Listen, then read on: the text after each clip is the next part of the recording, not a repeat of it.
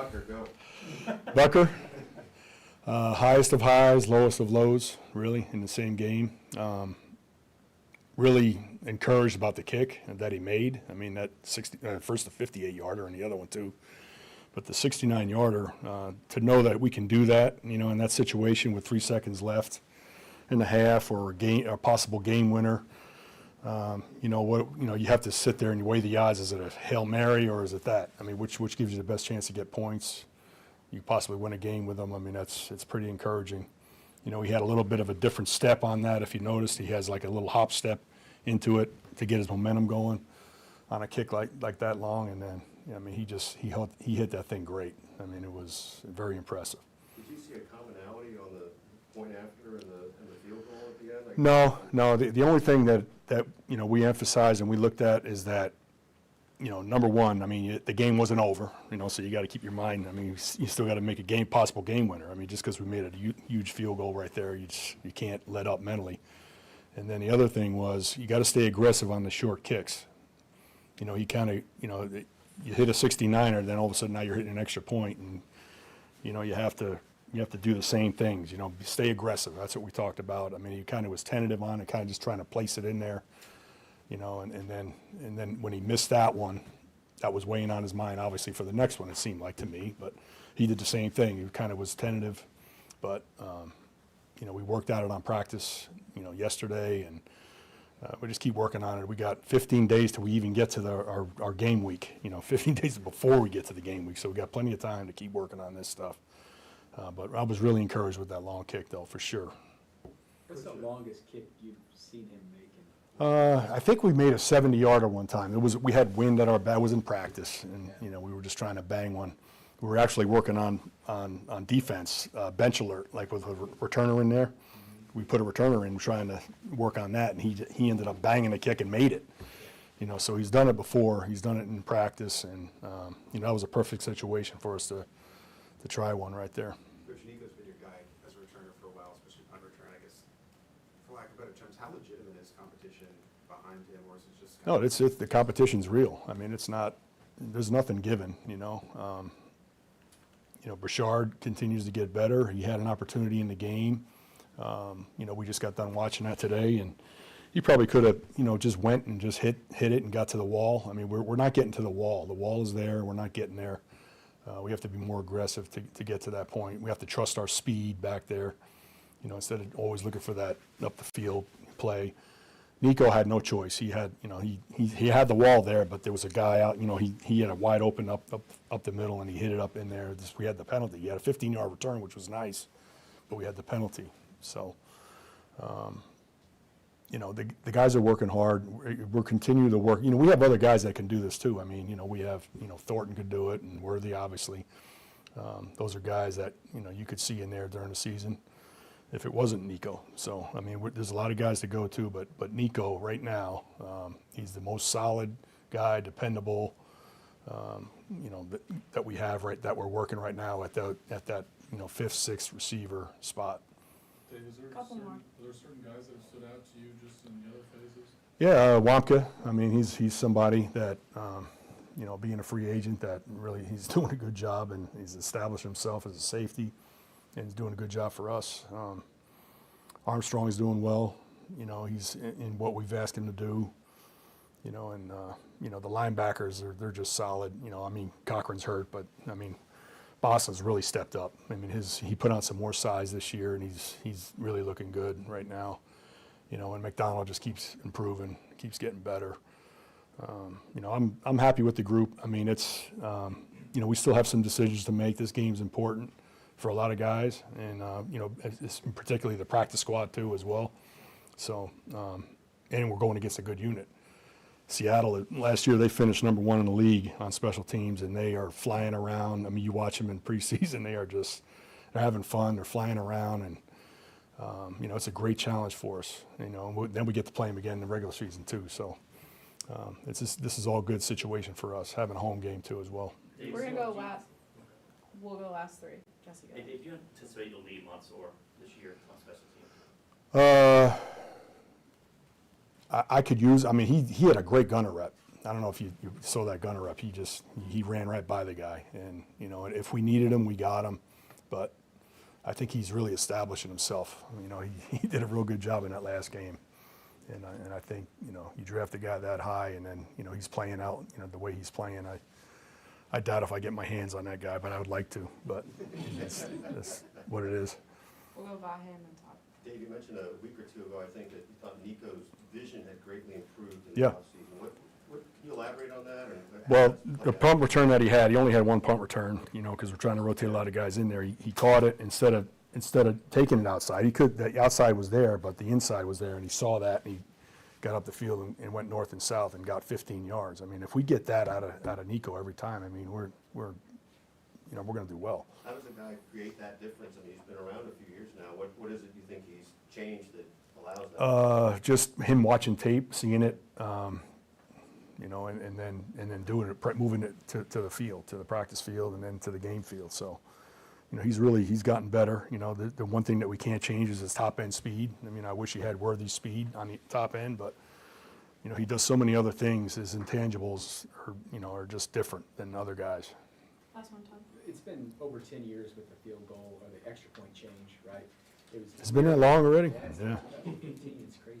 So, it's almost automatic back then. And it's getting closer, not automatic, but people are getting better at the kick Yep. now. Have you noticed anything, just how people are getting more comfortable league-wide? I mean, league-wide, the kickers are getting stronger and stronger. Now they give us the balls to work over to. You guys know that, right? They give us a chance to work the balls, before break them in. Every team has their opportunity to do that, so that makes a difference too. But the kids are getting stronger and stronger and more accurate. I mean, the accuracy is, back when I first got in here, 85% was a good kicker. Now you have to be in the 90s, to be considered a top guy. And, with Bucker, obviously he made the shorter one, then we moved back 5 yards, and, it makes a difference, but I think overall they're getting better and better every year. Thank you, Coach. All right, thanks. Just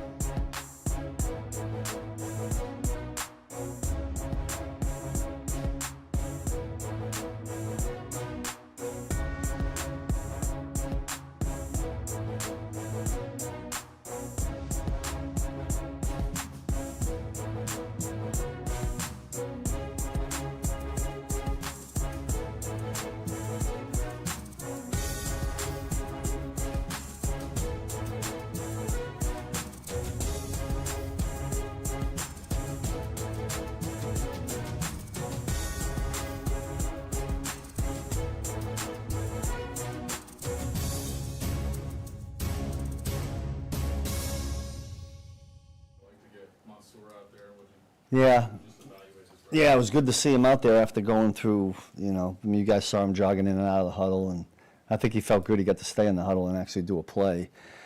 He had that one quick trigger on the rocket screen, which was nice. Other than that, he really didn't get a lot of action. But I think for him, it was just good to be out there, get the pads on, and roll. At this stage, how much are you sensing some clarity when it comes to the cornerback hierarchy?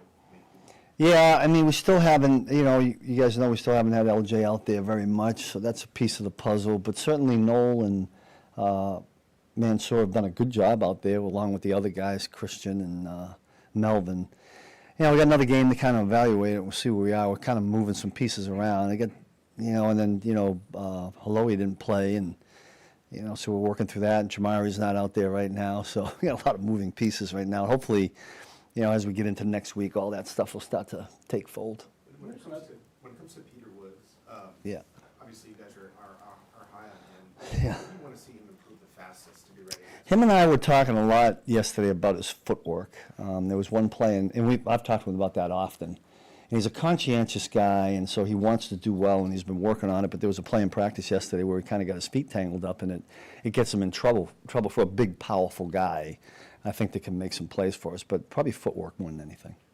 How do you see some of the other guys on that cornerback group kind of fitting in when you got guys like Singleton competing and Kohu and Knowles as well? Yeah, it seems like a lot of guys out there. Kevin made a nice play yesterday. I don't know if you guys were still out there for that, but this game will tell a lot. We'll see where Coach Reed's going to go in terms of time for the the so-called first group, but I think this game's pretty important for a lot of those guys to weed it out. I mean, you guys all know it becomes a numbers game, and we can't keep everybody. But I would have liked to have gotten Cater a couple more reps last week. He didn't get in there quite as much as we had planned. I talked with him about that. Hopefully we can get him some more reps in this game. Steve, why don't you speak to the value of Chris Rowland Wallace? You've had him for... Yeah, that's a great question. I'm glad we brought that up. He's playing a lot of spots right now. In any defense, I think that's valuable when you can be that versatile. And, you know, listen, you guys know his story and his journey. He comes in here as an undrafted guy and opened up some eyes, made the team. I can't remember if it was practice squad or the 53, but he has just kind of done that every year, and he's become a real reliable player for us. So hopefully he can do some things.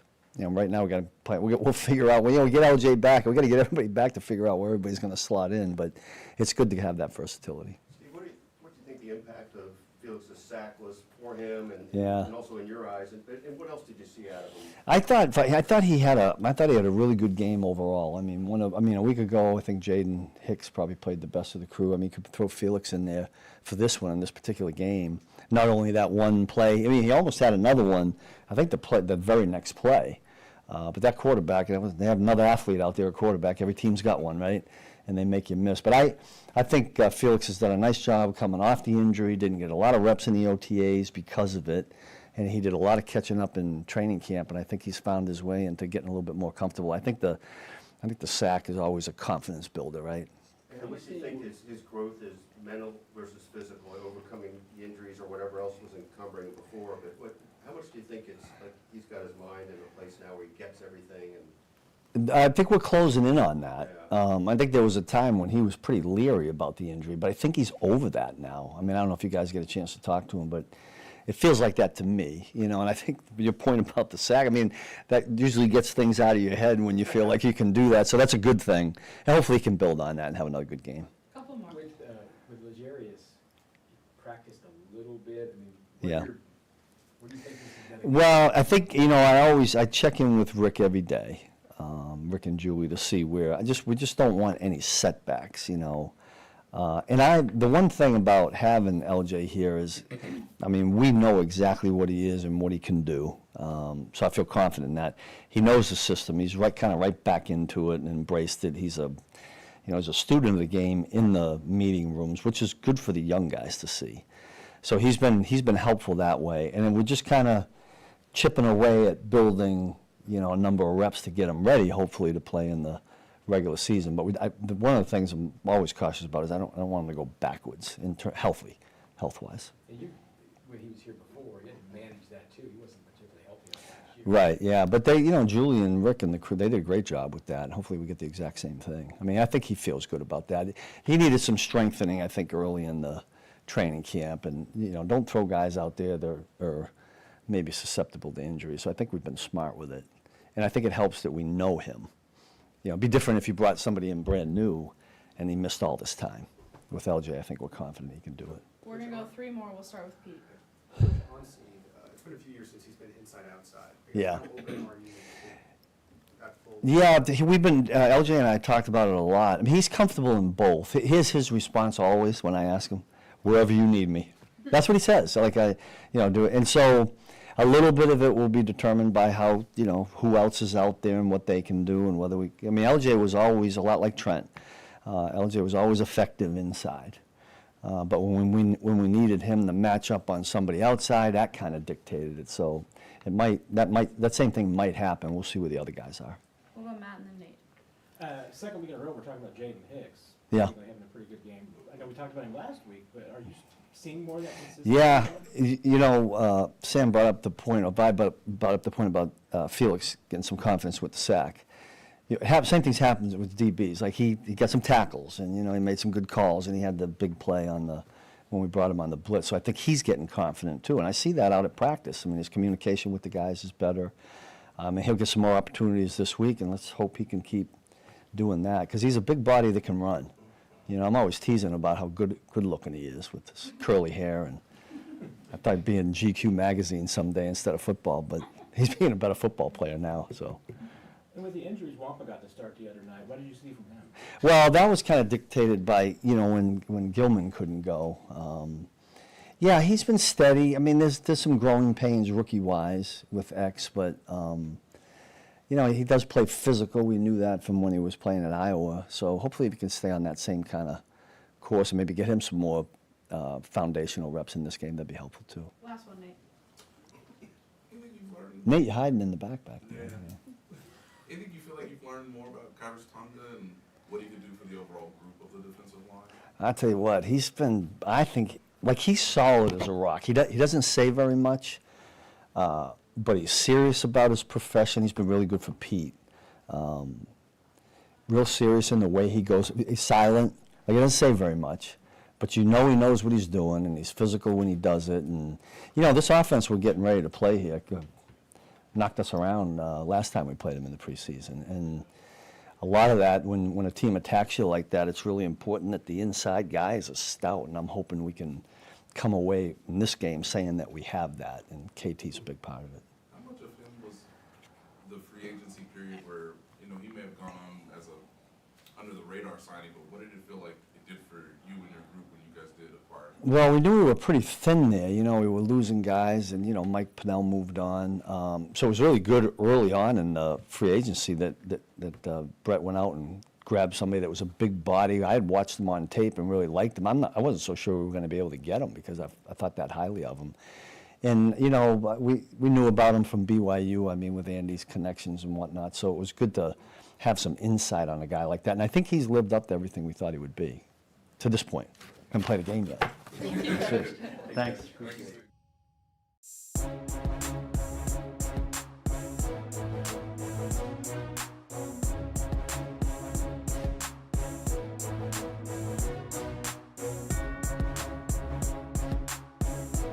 Good afternoon. New week, coming off a tough loss this past weekend. There was some good throughout the course of the game, and obviously you never want to end the game the way we did on offense, the offensive side of the ball, with a turnover. But a part of this entire process is that we got to continue to evaluate, all right, and keep it moving forward. I done knocked over somebody's mic. All right, with that said, I'm all ears. As you guys are building this thing, what do you think Ken Walker is going to mean to Patrick Mahomes in the passing game, not just with Walker, but even like the downfield? Well, I think when you have a great run game, it opens up things down the field because it tends to have people play closer to the line of scrimmage, and it just opens up things. But the thing that we need to make sure that we're focused on is making sure that we can all get on the same page and continue to build everything as we want to with the right people, but also making sure that we're getting the guys in the right positions to execute and get the things done that we want it done. And I know we're thinking ahead, but, you know, I'm thinking about today and what needs to be done. And on top of that, to making sure that we can come away with a victory this particular weekend coming up. Eric, what stands out about Garrett? What stood out about him just since he got here and just, seen him play a couple games? You know what, I think what has stood out with Garrett is that first and foremost, he's humble, he's hardworking, he respects the game, he respects his peers, takes a lot of good notes. You know, I think he fits in with those guys. I think between him and Justin and Pat and Chris, they all do a great job of over-communicating. All of those guys, there's one thing about quarterback rooms. You know, there's normally a lot of good chemistry in there. Those guys sit around and they talk about all the different scenarios that can present itself throughout the course of the game. And they're always sharing thoughts on what they would do in a particular situation. So I like the competition that's taking place. I like where everybody is so far. Yes, could we play better? All right, at a number of positions, yes, we could. You know, can Garrett play better at times? Yes. I think he's had a good camp so far. I think the sky is still a limit for him. But at the end of the day, I think collectively as a group, that overall group has done a good job, and I like where they are right now. Is there some excitement about having a guy fresh out of college? I mean, it's not been a typical thing for you guys. I think it's good just to have a solid roster and to have depth. And so a part of this process is the evaluation process. You know, whether a guy is fresh out of college or he's a free agent. At the end of the day, we want the best people who happen to be the best players. That's going to give us the best chance to win. And that's where we're starting with our, you know, with our roster evaluation. Eric, you're learning a lot about some of these guys, some of the guys you knew before. You been here that you're learning about. What have you learned about Rasheed and the work he's putting in to try to get back on the field? And what do you think he can be this year? Well, first of all, Rasheed is a very good player. His overall resume has spoken for itself. The thing I'm trying to get to know, and we're still working through this, is getting to know the person. You know, to see the things that make him click. What are the things that inspire him? What are some of the things that that he loves to do off the field? You know, it's all about building relationships with people. And so the thing that I love about Rasheed, first and foremost, he's tough. He's very, very tough. Another thing, and I'm not saying this in a bad way, he's hard-headed. You know what I mean? And he's stubborn because he feels that he's good enough at certain things, and I like that because you got to get him to see it from a different point of view. And when he can see it from a different point of view with a set of different eyes, now it opens up his brain, and I mean, it's you can see it resonate. And so those are the things that I've learned about him. Now it's just about making sure we can get the continuous reps to get him back on track, to get him in game shape, because we have to get it right. And on top of that, we got to make sure that all the little fine details that need to be executed are basically done within the next couple of weeks or so. Is there another level for him? I believe so. I believe there is another level. And, of course, he would tell you there's plenty of levels for him to get to. But I think right now we're just taking this deal one day at a time. Long as we're working and focusing on, I always challenge him, make sure you're focusing on 3 things per day to improve upon. And if you're focusing on that now, everything else will take care of itself. But we got to make sure we can take care of the 3 necessary things of the day.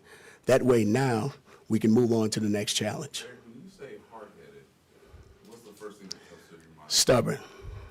You know, and here's the thing. It's just like Kenneth. Kenneth is stubborn because he doesn't like to be wrong, okay? And so you don't mind that from a player, okay, because it presents a challenge. You got to get them to see it from a different point of view. And when they can see it from a coach's point of view or from our eyes, now it just opens them up and gets them to realize, yeah, there is a better way in doing this, or accepting this challenge for this particular reason why. So those are the things, and hear me when I say this, I don't mind stubborn and hard-headed people because I was one of those. You know what I mean? I probably still am one of those. Do you think it's more scheme-related, or is it more technical in terms of route? I think it's a combination of everything, and you got to understand, if you've had success doing it a certain way, you're going to want to continue that. But on top of that, just like I'm studying them and what they're doing, teams are studying them as well. And so now we got to be able to, we got to bring more tools. Coach always talks about having a different set of tools in your tool belt, right? So now we got to make sure we're refreshing those tools so we can go out there and put them on display on game day. Coach, the offensive line protection is always important. It feels more important this year because of Mahomes and the injury, I guess. What do you need to still see from the starting line? Is it like sleep sound going into week? Well, first and foremost, we need to make sure that, you know, that our front 5 is our front 5, and we're seeing the very best of who they are. I think more than anything, a great run game would help that out as well. That's why we have Kenneth. But we got to continue to develop our O-line. We got to continue to evaluate. Obviously, there's still some players that we're looking at. I thought Khalil came away and played a decent game. Could he have been better? Yes. Okay? Well, I know we're playing him all over the place, giving him an opportunity to show what he can do and put it on display. I got to say this on a side note. There was a point in time, I know he was dog dead tired in the game, and he gave up a strip sack, and you don't celebrate this, all right? But did you see when he picked that damn ball up and took off and ran? I'm like, if you play the game like the ball was in your hand, we got a chance, okay? So that's the effort and energy that I need to see from him every single day. And, you know, basically to get out of this critical thinking of overanalyzing and overthinking. But, yeah, we're still in that evaluation process. We still are watching our guys. And like I said, there was some good that took place, individual performances. But when it's all said and done with, it's about the collective group. And at the end of the day, we always want to find a way to drag our ass across the finish line and win the game. We had that opportunity, okay? And we can't turn the ball over when it's all said and done with.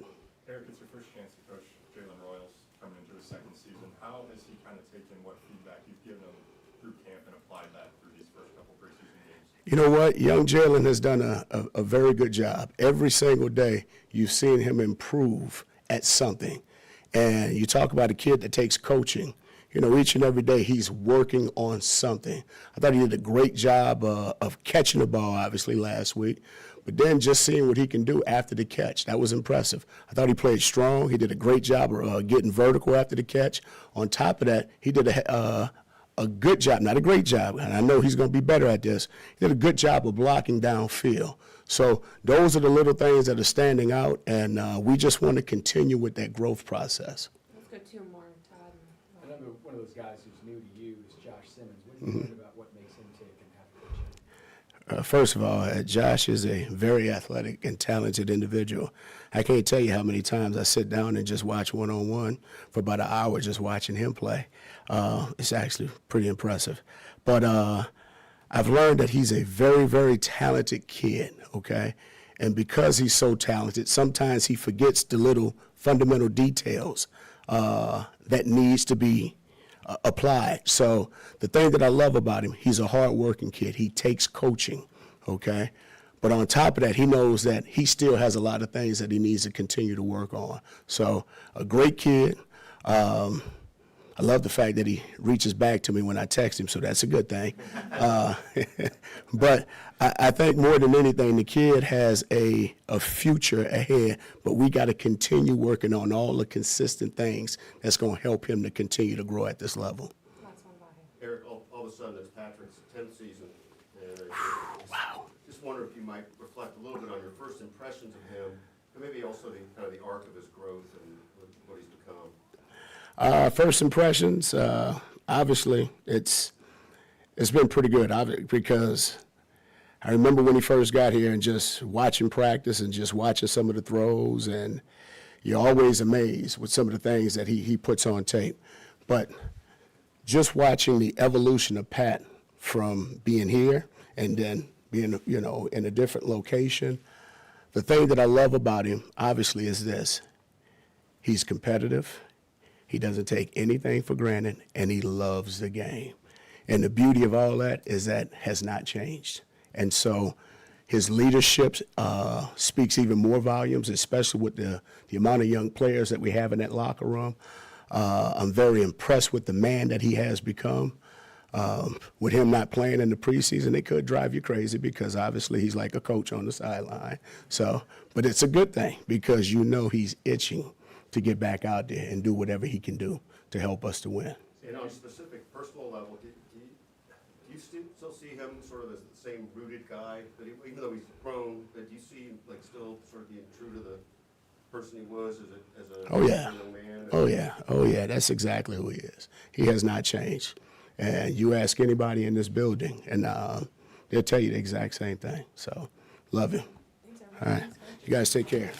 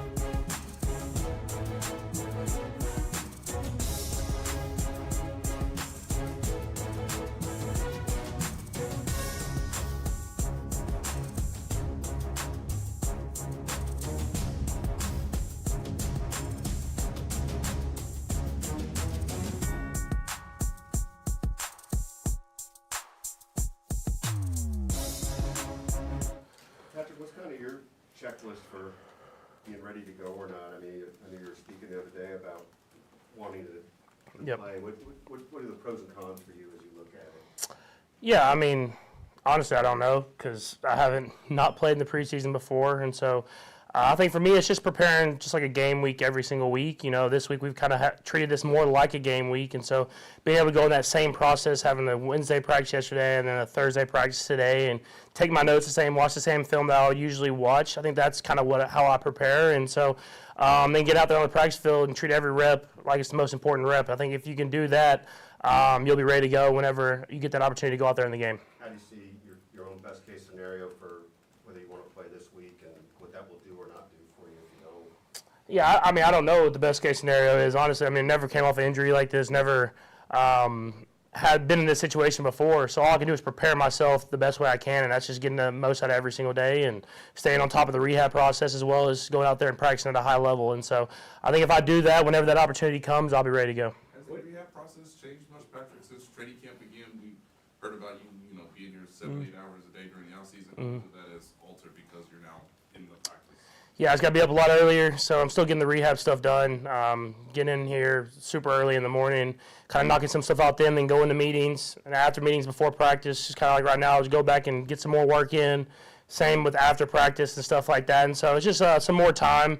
Luckily for me, I've kind of done a lot of the workout stuff with Bobby and stuff like that in the past. And so it's not like it's too much for my body. I've prepared my body for it. It's just a little different how we do our workouts, and then getting my time with Bobby on the side as well, not trying to overdo it, but still be on top of my game.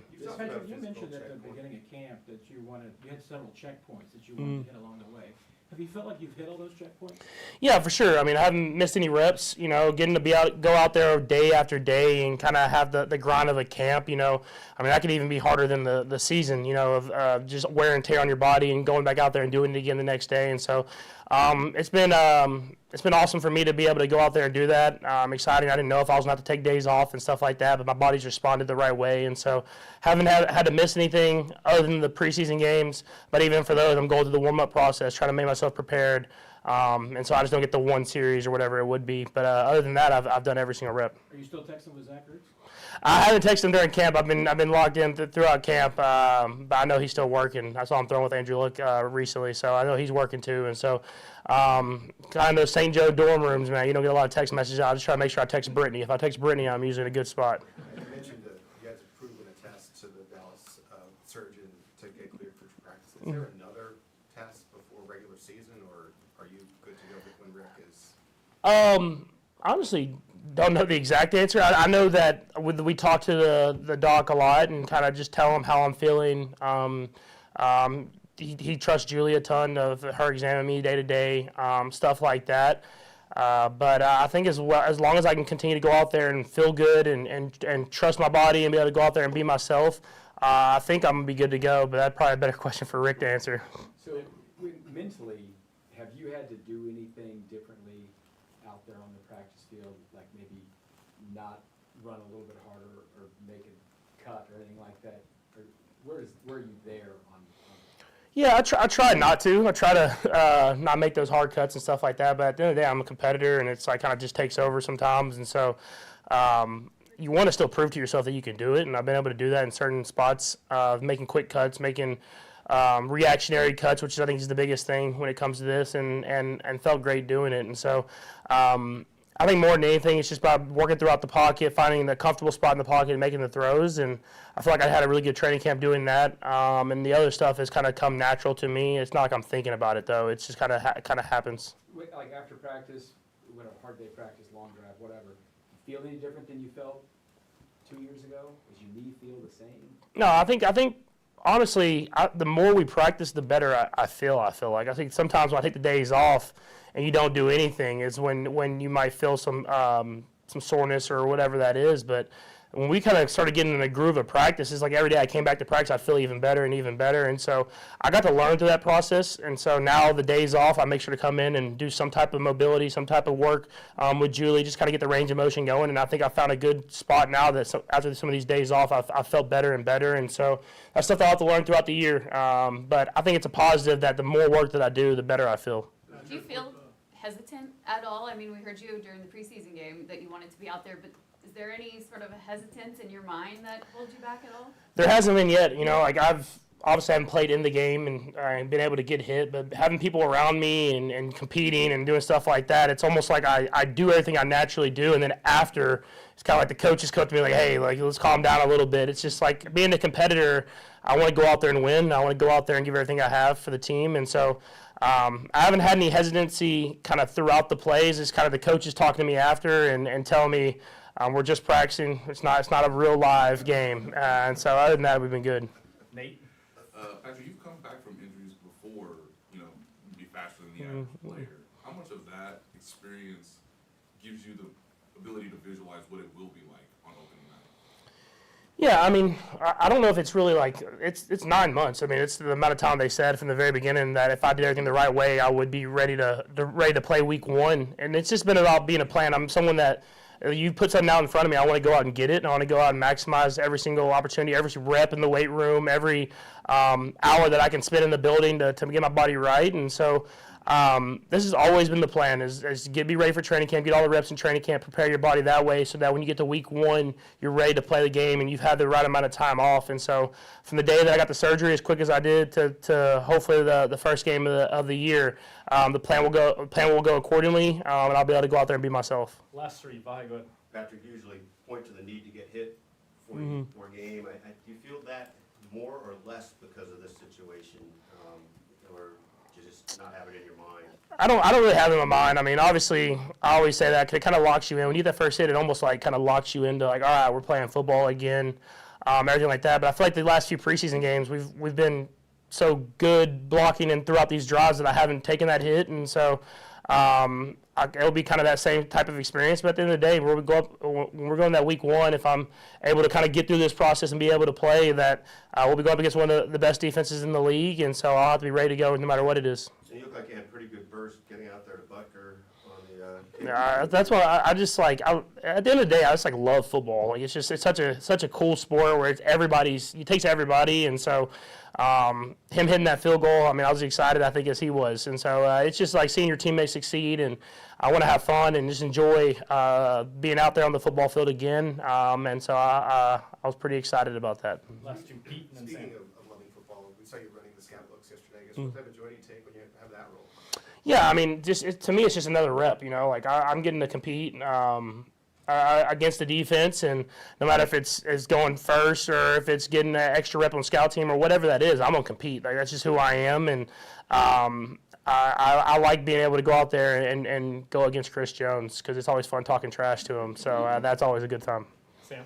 Patrick, you played with a lot of rookies before, you know, receivers like Xavier and Rashid, and then pretty much your whole offensive line. What is required when you're going to depend on a rookie, whether it's Cyrus this year, maybe Khalil? Like, what's sort of required to help integrate a rookie to be ready? Yeah, I mean, you know there's going to be mistakes, but I think it's just about them learning quickly, you know, and then trusting the guys to go out there and do their job and make the plays. The coaches aren't going to put them in there unless they're ready to go, and they have to know that too. And so they just got to go out there and be themselves and play the game the way they've always played it, and play it hard, and go out there and cut it loose. You know, like a lot of times you don't want the thinking. The thinking's where you get in trouble. It's you've got here for a reason, so go out there and execute that. Good, thanks, Patrick.